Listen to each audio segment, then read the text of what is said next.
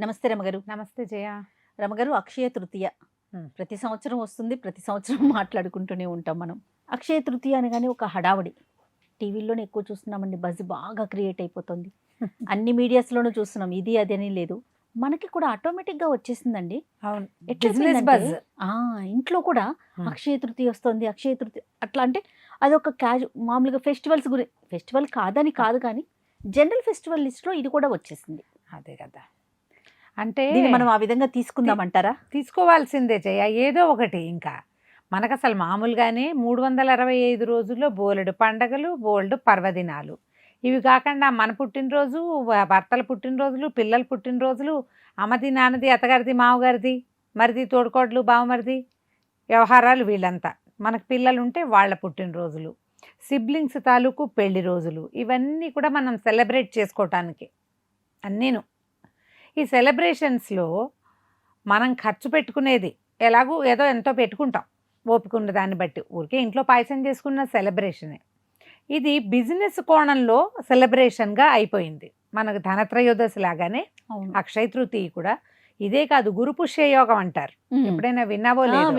గురువారము పుష్యమి నక్షత్రము కనుక వస్తే అవాళ బంగారం కొనుక్కోవాల్సిందే. ఇదే. అవును, నువ్వు బంగారం కొనడానికి ఒక మార్గం, ఒక రోజు కింద దీన్ని ప్రఖ్యాతపరిచారు. దీని యొక్క ప్రాధాన్యత ఏమిటి? ఇప్పుడు అక్షయ తృతీయ నాడు నువ్వు పూజ చేస్తావా, పునస్కారం చేస్తావా? ఎవ్వరు చెయ్యరు.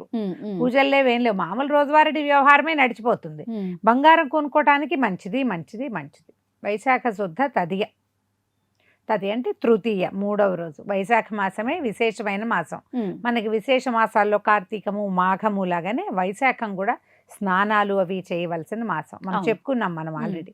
అయితే ఈ వైశాఖ మాసంలో చేసే దానము అద్భుతమైన ఫలితాన్ని ఇస్తుంది. మనము దీపావళి పండగప్పుడు దానాలు చేసుకుంటాము, సంక్రమణం అప్పుడు దానాలు చేస్తాం కదా. అలాగే చాలా పండుగలకు చెప్పుకుంటాము. అంటే పండుగల్లో దానం వేరు. ఈ మాసం అంతా కూడా పైగా ఇప్పుడు చేసే దానం పరమ సింప్లెస్ట్ దానం. నీళ్లు అంతకంటే సులువైన మార్గం ఇంకొకటి ఉందా? బిందెలోంచి గ్లాస్ ముంచి తీసిచ్చేయటమే. మట్టి కుండ ఇస్తావు, నువ్వు బంగారం బిందె ఇవ్వమంటే కష్టం, వెండి బిందె మరీ కష్టం. ఇప్పుడు ఇత్తడికు బిందె ఇవ్వండి, స్టీల్ బిందె ఇవ్వండి అన్నా ఖరీదు. 10 రూపాయలు ఇంత ముంత మంచినీళ్లతోటి ఇస్తే ఎంత సులువైన దానం అమ్మా. ఇది అక్షయమైన ఫలితాన్ని ఇస్తుంది. మామూలుగా వైశాఖంలో చేసే ప్రతి దానము ఫలితాన్ని ఇస్తుంది. తృతీయ ప్రత్యేకమైంది. ఈ రోజున చేసేటువంటి మంచిది ఏదైనా మంచి పని, దానం కానీ, పూజ కానీ, దేవాలయ సందర్శనం కానీ, ఏదైనా తీర్థాటన కానీ, ఎవరికైనా చేసే సహాయము, అన్నదానము, అవన్నీ కూడా అద్భుతమైన ఫలితాన్ని ఇస్తాయి. వీటికి పూర్వ గాథలు ఏమైనా ఉన్నాయా రమ్మగారు? ఏమీ లేదు జయ. ఇవి మహాభారతంలో కొన్ని ఈ రోజున ఇది మంచిది అని ధర్మరాజుకి బోధింపబడి ఆయన ఆ రోజు ఏవో దానాలు చేశాడు. అంతే. క్రమంగా దాన్ని పెంచారు. ఇప్పుడు ధర్మరాజు వీళ్ళు వనవాసంలో ఉన్నప్పుడు ఆయన నైమిత్తిక జీవితం అంతా రాయబడింది. ముందు వాళ్ళు రాజ్యాలు చేసేటప్పుడు అటు ఇటు తిరిగినప్పుడు, ఏకచక్రపురంలో ఉన్నప్పుడు ఆ రకమైన వ్యవహారాలు లేవు అక్కడ తెప్పల. కానీ ఈయన రాజుగా ఉన్న తర్వాత ఇప్పుడు మన మయసభ, రాజసూయ యాగము, మయసభ తర్వాత ద్యూత క్రీడ, వాటి తర్వాత కదా వీళ్ళు అడవికి వెళ్ళింది. ఈయన రాజుగా చాన్నాళ్ళు ఉన్నారు. చాలా కాలం ఉండటం వల్ల ఆయనకి ఈ రాజుగా ఉన్నప్పుడు తను చేయవలసిన విధానాలన్నీ ఫిక్స్డ్గా అలవాటై ఉన్నాయి. ఆయన అడవికి వెళ్ళిన అవి మానక ఆయనతో పాటు బోలెడంతా ఆయన వెనకాలుండే ముని సమాజం, మునులు, ఋషులు, తాపసులు, బ్రాహ్మణులు, వేద విధులు కొంతమంది ఆయనతో పాటే అడవికి వెళ్ళిపోయారు. ఆయన అడవిలో కూడా ఈ కార్యక్రమాలు జరుపుకున్నాడు. యజ్ఞయాగాది క్రియలు దానికి సరిపడా ఏర్పాట్లు జరిగినాయి. ఇంతమంది వస్తుంటే జనాలకి భోజనానికి ఇబ్బంది లేకుండా ఉంటుందని అక్షయ పాత్ర ఇచ్చాడు కృష్ణ పరమాత్మ అంటారు. అక్షయ పాత్ర సూర్యుడు ఇచ్చాడు, కానీ అక్షయ పాత్రని కృష్ణుడి పేరుతోటే మనం చెప్పుకుంటాం. ఓకే. ధర్మరాజుకి సూర్య భగవానుడు ఇచ్చాడు. ఎందుకు? ఇతను అడవిలో ఉండి పదవి భ్రష్టుడయ్యి రాజ్యభ్రష్టుడైనా కూడా తన ధర్మాన్ని విడిచిపెట్టకుండా రాజధర్మాన్ని నిర్వహిస్తున్నందుకు సూర్యుడు సంతోషపడి అక్షయ పాత్ర ఇచ్చాడు. ఎంతమంది వచ్చినా భోజనానికి ఇబ్బంది ఉండదు అని. అంతమంది వచ్చేవాళ్ళు. ఆయా సమయాల్లో ఆయన చేసినటువంటి కొన్ని రకాల ఈ ధర్మకార్యాలలో ఇది ప్రత్యేకమైన రోజుగా చెప్పబడి చేశారు. మ్మ్. ఇటీవల కాలంలో వ్యాపారస్తులు దాన్ని బయటికి తెచ్చారు. మనకు ఊరికే అక్షయ తృతీయ అని రాయబడి ఉండేది. చిన్నప్పుడు ఈ క్యాలెండర్లో కనపడితే వాళ్ళ పూజ ఎక్కువ చేసుకోవాలనుకునేవాళ్ళు, అవును అంతకంటే ఏం లేదు. అవును. లక్ష్మీనారాయణలని పూజించుకోవటము ఈ రోజున లక్ష్మీ పూజ చాలా మంచిది. మ్మ్. ఈ నెలంతా మనం నారాయణ మాసం, ఇది విష్ణు మాసం కదా, అవును. మాధవ మాసం అంటాం. అందుకని అమ్మవారితో కలిసి ఉన్న అయ్యవారిని పూజించాలి. లక్ష్మీ పూజ విశేషమైనది. మీ శక్తి కొద్దీ ఏదైనా ఒక మంచి వస్తువు కొనుక్కుంటే అట్లాంటి మంచి వస్తువులు మన ఇంటికి మళ్ళీ మళ్ళీ వస్తూ ఉంటాయి. ఓకే. ఇందులో మంచిలో మీ ఇష్టం ఏదైనా ఉంది. తీసుకోవచ్చు. ఇంటికి ఉపయోగపడే వస్తువు, పిల్లలకి ఉపయోగపడే వస్తువు మ్మ్.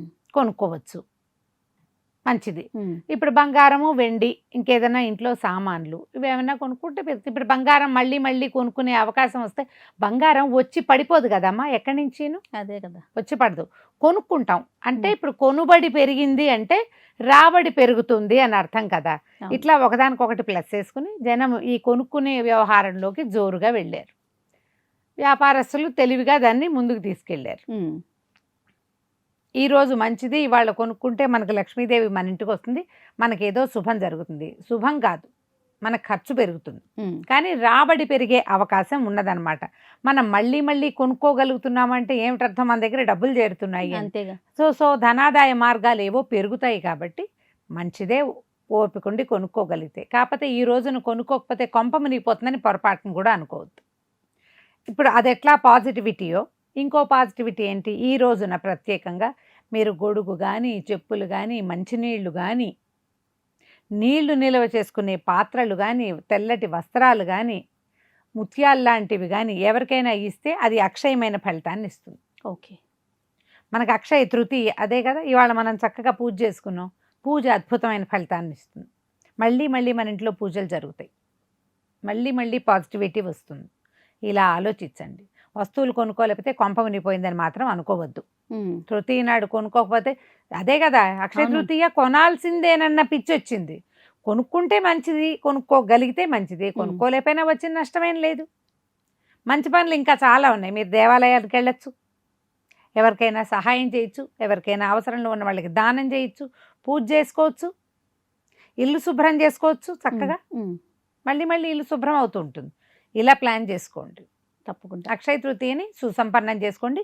పూజ అన్నిటికంటే మంచి మార్గం అది. తర్వాతది దానం మంచి మార్గం. మీ ఈ రెండు అవకాశాన్ని వైపులా బట్టి మనం మనసుని అటువైపు మరలించాలి. మరలించాలి అని. రైట్. నమస్తే రమ్మగారు. నమస్తే జయ. And for more videos, Please subscribe to iDream. Please subscribe to iDream. Please subscribe iDream. And please subscribe to iDream. For more videos, subscribe to iDream. please like, share and subscribe to the channel. Congratulations, iDream. Subscribe to iDream. Subscribe to iDream. So subscribe to iDream Media. iDream ki iDream team అందరికి huge congratulations. Please subscribe iDream Media. Please subscribe to iDream. Subscribe iDream. Please subscribe to iDream. iDream అంటే నా కళల channel subscribe చేసుకున్న నోరు తిరుగుతలేదు, మీరైతే గంట గుర్తు కొట్టండి. For more such videos, please subscribe to iDream. Subscribe to iDream. Please subscribe to iDream. Please subscribe iDream Media. Please do subscribe to iDream. Please subscribe to iDream Media. For best entertainment and information, please subscribe iDream. And don't forget to subscribe to iDream.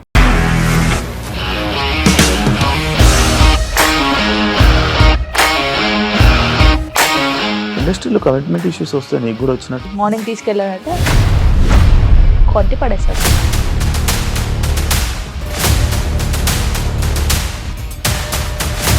ఒక్కళ్ళు కూడా చూడలేదు ఈ cinema అని చెప్పడానికి కూడా చాలా ధైర్యం కావాలి. అది నిజం కదా, దాంట్లో ధైర్యం ఏంటి? ఇది నెక్స్ట్ డే ప్లేట్ మార్చేస్తే తప్పు కదా. As of now we are comfortable this అని నేను అనుకుంటున్నాను. రష్మిక గారిది మీది ఒకే ఊరంట కదా.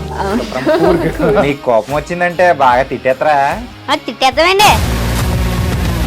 నిజంగా గేమ్ ని ఎలా చేంజ్ చేయగలిగారు? ఏపీఎస్ఎఫ్సి వాళ్ళకి 6 నెలల్లో నేను 6 లక్షలు కట్టా. బిజినెస్ చేయాలనుకుంటే it is as difficult as riding a tiger.